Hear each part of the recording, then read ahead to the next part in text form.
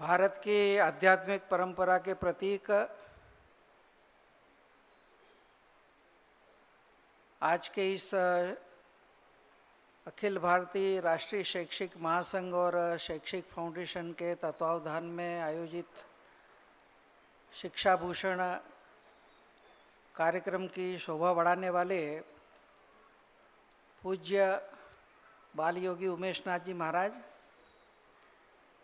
मध्य प्रदेश के यशस्वी मुख्यमंत्री मोहन यादव जी, शैक्षिक महासंघ के अध्यक्ष नारायण, मध्य प्रदेश के स्कूल शिक्षा मंत्री उदय प्रताप जी, शैक्षिक महासंघ के अन्य पदाधिकारी और जिनके निमित्त आज का कार्यक्रम हो रहा है,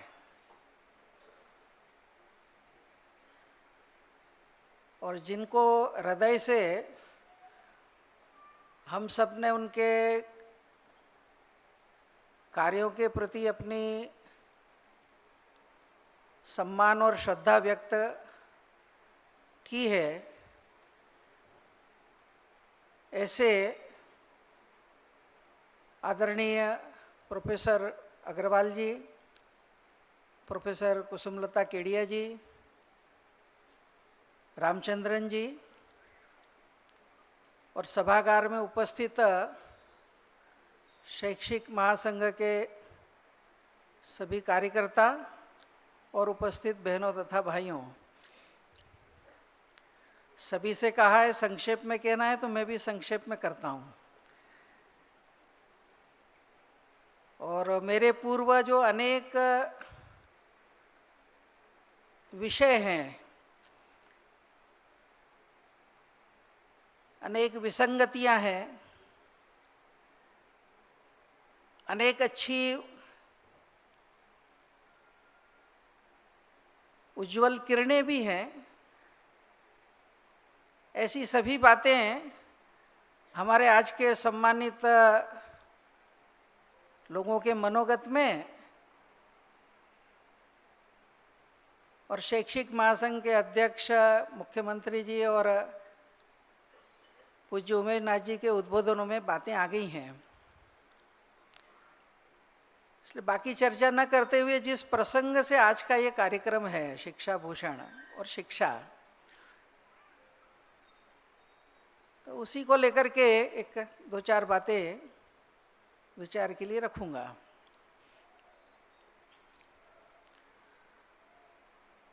इतना तो निश्चित है कि सारी दुनिया भर के अंदर सभी मानते हैं कि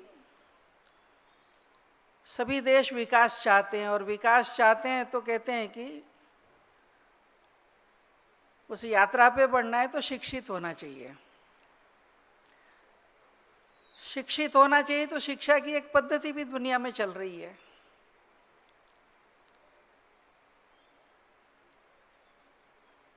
तो तुलनात्मक दृष्टि से विकास तो हो रहा है, लेकिन दुनिया को ये भी ध्यान में आ रहा है कि समस्याएं भी बढ़ रही हैं। शिक्षा का विकास हो रहा है तो साथ साथ भ्रष्टाचार का भी विकास हो रहा है। शिक्षा का विकास हो रहा है, वहाँ साथ साथ जीवन मूल्यों के क्षरण से जन्य महिलाओं के प्रति व्यवहार,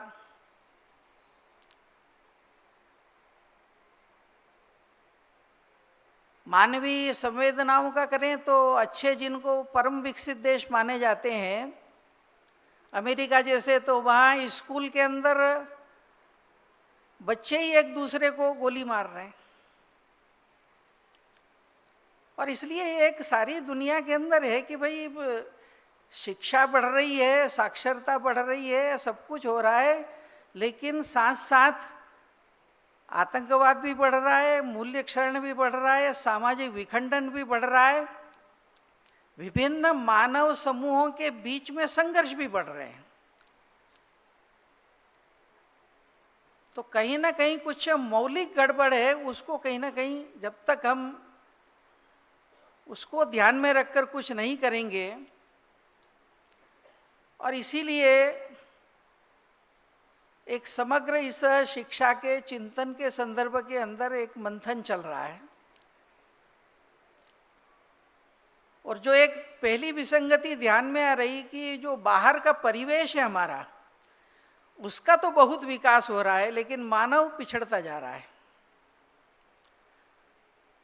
तो वास्तविक विकास तो तभी हो सकता है जब हमारे आसपास के परिवेश का विकास हो और साथ साथ मानव का भी विकास हो, मानव के जीवन मूल्यों का विकास हो। और इस नाते से इसके बीच की जो विसंगति है, इसको पाटने की जरूरत है। और ये अगर करना है तो सबसे पहले शिक्षा है क्या, इसके संदर्भ में एक स्पष्टता बनना चाहिए। शिक्षा यानी केवल टेक्नोलॉजी है क्या? शिक्षा यानी क्या नए नए प्रकार के इन्वेंशन मात्र हैं क्या? शिक्षा यानी क्या मनुष्य अधिक से अधिक अर्थोपार्जन करने में सक्षम हो जाए, यही है क्या? कि शिक्षा कुछ इससे अलग है। बहुत सी परिभाषा की, मैं उसमें नहीं जाता, लेकिन 1928 में गुजरात विद्यापीठ के समापन भाषण के अंदर काका कालेलकर का एक भाषण हुआ था। उस भाषण में एक छोटा सा एक पैराग्राफ उनके उस भाषण के वक्तव्य में, तो जिसमें वो कहते हैं कि शिक्षा है क्या, शिक्षा को क्या समझना चाहिए। तो वो उन्होंने उस रूप में कहा था कि शिक्षा स्वयं अपने बारे में बता रही है कि मैं क्या हूं और मैं क्या नहीं हूं। तो काका कालेलकर ने कहा कि शिक्षा कहती है कि मैं सत्ता की दासी नहीं हूं, कानून की किंकरी नहीं हूं, विज्ञान की सखी नहीं हूं, कला की प्रतिहारी नहीं हूं, अर्थशास्त्र की बांदी नहीं हूं। तो मैं तो धर्म का पुनरागमन हूं। मैं मानव के हृदय, मन और इंद्रियों की स्वामिनी हूं। मानस शास्त्र और समाज शास्त्र मेरे दो चरण हैं। कला और कारीगरी मेरे दो हाथ हैं। तर्क और निरीक्षण मेरी दो आंखें हैं। विज्ञान मेरा मस्तिष्क है। इतिहास मेरे कान हैं। धर्म मेरा हृदय है। उत्साह और उद्योग मेरे फेफड़े हैं। ऐसी मैं जगत जननी जगदम्बा हूं। मेरा उपासक कभी किसी का मोहताज नहीं रहेगा। मेरी कृपा से उसकी सभी मनोकामनाएं पूर्ण होंगी। मैं समझता हूं कि शिक्षित होने के बाद क्या क्या होना चाहिए। ये जो एक आजकल समग्र शिक्षा आदि बात चल रही है, मुझे लगता है कि ये जो काका कालेलकर ने एक चित्र रखा है सामने, शिक्षा का चिंतन करते समय इस पर एक विचार करने की आवश्यकता है। और इस नाते से एक दीर्घ चिंतन के बाद नई शिक्षा नीति आई है। और नई शिक्षा नीति के अंदर जो सभी मुख्य बातें थी कि शिक्षा भारत केंद्रित होना चाहिए, और भारत केंद्रित होना है तो मानव का विकास समग्रता में होना चाहिए। इसलिए पहली बार आधिकारिक रूप से भारत सरकार के डॉक्यूमेंट के अंदर हमारी जो उपनिषद प्रणाली के अंदर कहा गया था कि मनुष्य का विकास होना है तो समग्र विकास होना, और इसलिए अन्नमय कोश, प्राणमय कोश, मनोमय कोश, विज्ञानमय कोश, आनंदमय कोश, इन सब का अधिकृत रूप से आज उल्लेख आया। और इनको केंद्रित करते हुए आने वाले समय के अंदर नीचे से लेकर ऊपर तक की शिक्षा के पाठ्यक्रम, पुस्तकें और हमारी गतिविधियां, यह एक दिशा बनी है। लेकिन इसका क्रियान्वयन अगर करना है तो जो मुख्य एक बात अभी पिछले वक्ताओं के संदर्भ में आई कि चाहे जितना इंफ्रास्ट्रक्चर कर लें, चाहे जितनी नीतियां बना लें, लेकिन उसका क्रियान्वयन तो मनुष्य ही मनुष्य को बदलता है।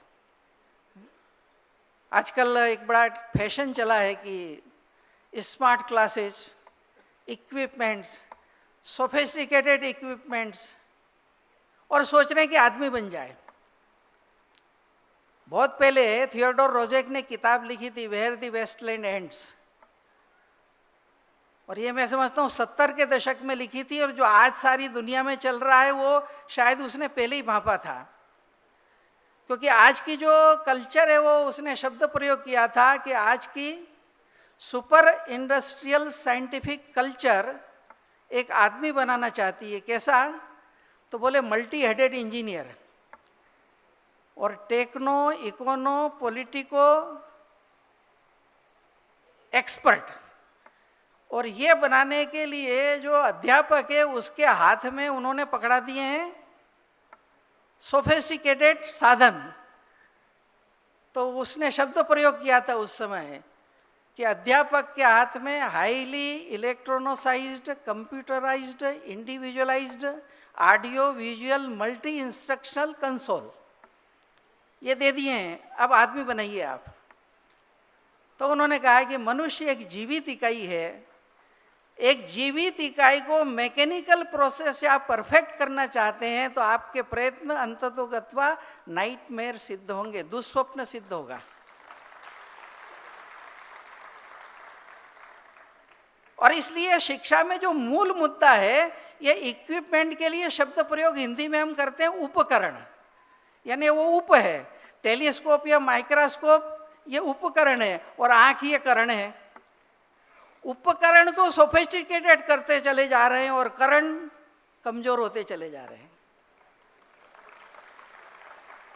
तो अगर करण कमजोर हो गए तो कितने भी इक्विपमेंट कुछ नहीं कर पाएंगे। और वो करण ठीक करना है तो हमारी कर्मेंद्रियां ठीक हो, हमारी ज्ञानेंद्रियां ठीक हो, हमारा मन ठीक हो, हमारी बुद्धि शुद्ध हो। इसको अगर एड्रेस नहीं करेंगे तो अंततोगत्वा सारा विकास विनाश के रूप में सामने आएगा।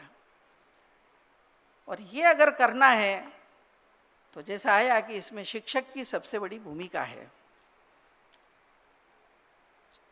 और आवश्यकता इस बात की है कि समाज के अंदर जो ये कर रहे हैं उनके प्रति एक सामाजिक सम्मान का भाव, वायुमंडल खड़ा होना। जीवन की आवश्यकताओं की पूर्ति एक पक्ष है, लेकिन जो भारत में एक परंपरा थी कि राजा भी जो है गुरु का सम्मान करता था, तो ये पिछले समय के तंत्र में, इसलिए आने वाले समय के अंदर यह शिक्षक, यह सामाजिक सर्वश्रेष्ठ सम्मान का स्थान अगर बनता है तो समाज चिंतन में परिवर्तन आएगा। और इस नाते से समाज ने अपने स्तर पर प्रयत्न करना चाहिए। और इसलिए मैं ये शैक्षिक महासंघ ने जो ये उपक्रम किया, इसलिए उनका साधुवाद करता हूँ कि प्रतीकात्मक रूप में और एक परंपरा का प्रारंभ किया है। गुरु पूर्णिमा हर बार मनती है। धीरे धीरे संपूर्ण समाज के अंदर यह शिक्षा सम्मान का एक माध्यम बनना चाहिए। पर इसके साथ साथ शिक्षकों को भी विचार करने की जरूरत है। कुछ समाज की परिस्थितियां बदलने की जरूरत है, कुछ शैक्षिक जगत में भी कुछ आत्मचिंतन की आवश्यकता है। एक बार एक कार्यक्रम यहाँ हुआ था, भवानी प्रसाद मिश्र जी अध्यक्षता कर रहे थे। तो उन्होंने कहा कि शिक्षक को हमारे यहाँ गुरु कहते थे। तो स्कूल में वो गुरु बनने के लिए आता है, लेकिन सिस्टम उसको मास्टर बना देता है। तो ये जो मास्टर बन जाता है तो फिर वो केवल सब्जेक्ट का कुछ करना वही रहता है, अब उसको गुरु तक की यात्रा करना है। अब और वो जो यात्रा करनी है तो उसके जितने घटक हैं, मुझे लगता है कि सरकार, प्रशासन और इस तरह के शैक्षिक संगठन ये सब मिलकर के यह उस रूप में कैसे स्थापित हो, उस दिशा में बढ़ने की जरूरत है। और इसके साथ साथ जीवंत उदाहरण बनने की आवश्यकता ज़्यादा है। आज धीरे धीरे केवल हम सांदीपनि जी का ही उल्लेख करते रहेंगे, वशिष्ठ का, विश्वामित्र का ही उल्लेख करते रहेंगे, तो कब तक करेंगे? आज के जमाने के अंदर सांदीपनि, वशिष्ठ, विश्वामित्र, अत्रि, अगस्त दिखना चाहिए। तो उस नाते से आज एक विचार करने की आवश्यकता है और ऐसे उदाहरणों के संदर्भ में सोचने की आवश्यकता है। सर सीवी रमन हम सब जानते हैं, ऐसे व्यक्ति थे जो कभी विदेश गए बिना भारत के अंदर भारत के ही वैज्ञानिक संसाधन के आधार पर जो उन्होंने शोध की, उसके आधार पर उनको नोबेल पुरस्कार मिला। जब नोबेल पुरस्कार उनको मिला तो उसके बाद भारत सरकार ने भारत रत्न दिया। हम सब जानते हैं आजकल पद्मश्री प्राप्त करने के लिए भी कितनी एप्लीकेशन आती है। उनको बगैर मांगे भारत रत्न मिला था, और जब वो अवार्ड दिया जाता है तो हम सब जानते हैं राष्ट्रपति के द्वारा वो दिया जाता है, बड़ा समारोह होता है।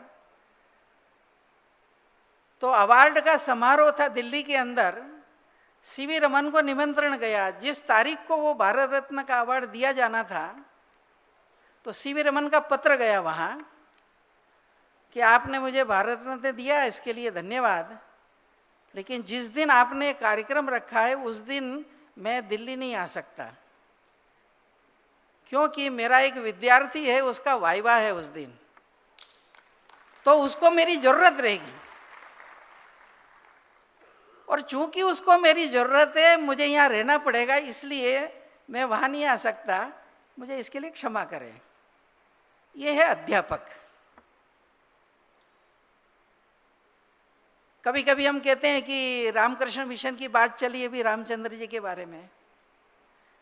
रामकृष्ण मिशन को दुनिया के अंदर जिन्होंने स्थापित किया, वे जो पहले 16 सन्यासी शिष्य थे रामकृष्ण के, विवेकानंद, ब्रह्मानंद, तुरानंद, शिवानंद, ये जो श्रृंखला है पूरी, उन सबको रामकृष्ण से जोड़ने का काम अगर किसी ने किया है तो वो एक शिक्षक ने किया, मास्टर महाशय।